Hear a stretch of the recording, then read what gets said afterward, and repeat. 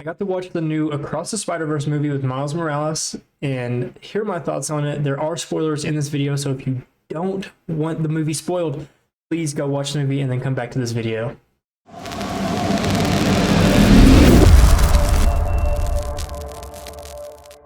In this film, we get to see Miles Morales come back as Spider-Man and really struggle with those everyday things that you expect Spider-Man to struggle with: school, balancing his family, and his superhero life. Miles Morales has a little bit of a different struggle on top of all of that than Peter Parker did. He's also missing all of his friends who are in different dimensions that you met in the first film. What really surprised me about this film is how well it tied back to the first one, and it really explained a lot of things from the first one that we may have had questions about. Throughout the film, you're seeing Miles really struggle with, should I tell my parents? Maybe they won't love me like they do right now if I tell them that I'm actually Spider-Man. Maybe my dad will hate me because he's a police officer. And there's just all these different struggles that Miles comes up with, on top of possibly depression, it seems like, from not being able to see his friends all the time like he wants to. This film also introduces the Spot, which is a really, really interesting villain. At the beginning, even Miles calls him the villain of the week, and he eventually becomes this really terrifying villain that I'm very excited to see in the third film. The big theme of this film is growing up and becoming your own person. There's not only something for kids in this film, which I will warn you, if you are going to take small children, there is some language, so just be aware of that before you actually go into the film. But there's this theme of growing up and becoming your own person, kind of writing your own story. But there's also this theme for parents like myself that I really, really liked, and it's sometimes you just have to let your kids grow up and spread their wings. There are many themes within this film, and one of the big ones that Miles is struggling with, especially towards the end, and it's going to carry over into the third film, is that you cannot save everyone. This film really starts to get going in the second act once Miles finds out that there are these things called canon events that we know as like fixed points in time, like this has to happen, or all of the timeline will unravel, or the multiverse will collapse in on itself. And you kind of see that start to happen once Miles actually stops a canon event from happening. Once Miles actually stops this canon event from happening, Miguel O'Hara and a lot of the other Spider people in the Spider Society explain to him why you can't stop these canon events from happening, even if that means letting someone die that you care about. And that's something that Miles finds out. His dad is going to die and the Spot is going to kill him. And obviously Miles doesn't want that to happen.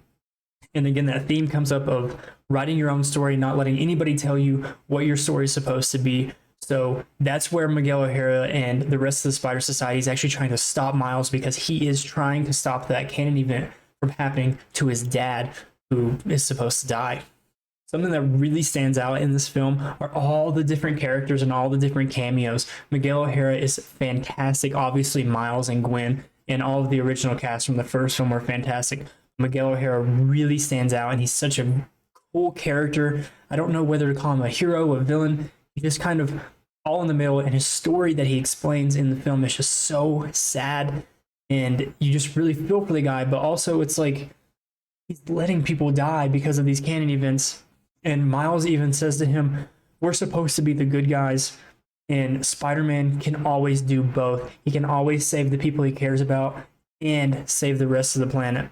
I really think that this film is moving forward. We're going to look back at it, and it has honestly changed the way that films should be made and should be written.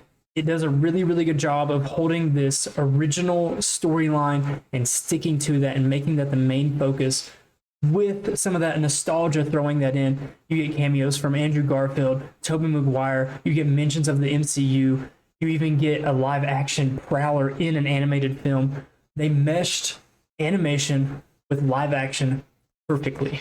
Honestly, they did that so well that I question whether we should continue to make these live action films as like the main storyline, because this is going to end up being the greatest superhero trilogy of all time.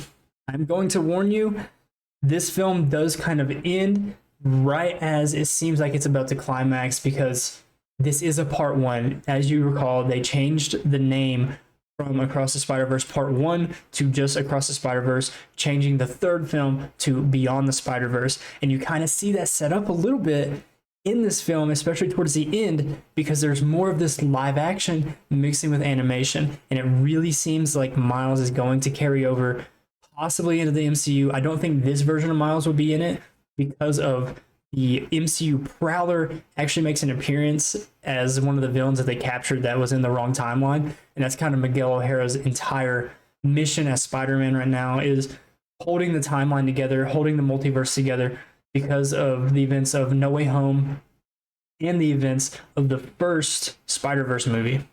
Towards the end of the movie, with a giant chase scene of the entire Spider Society chasing down Miles Morales, trying to stop him from cutting off that canon event of his dad actually dying, because now he knows that this is going to happen. He learns that he is the original mistake that kind of catapulted everything and butterfly affected everything for the multiverse to start falling apart, which caused Miguel O'Hara to continue having to move villains back to their original places or move heroes back to their original places. Miles got bit by a spider that wasn't from his dimension, and this is revealed whenever Spot is talking to Miles, and it's just really incredible. And whenever Miguel O'Hara finally catches up to Miles, he tells him, "You are the original mistake. You should not exist."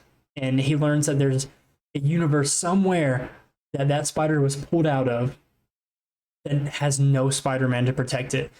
And at the end of the film, you do see him end up there, and it is not a pretty sight.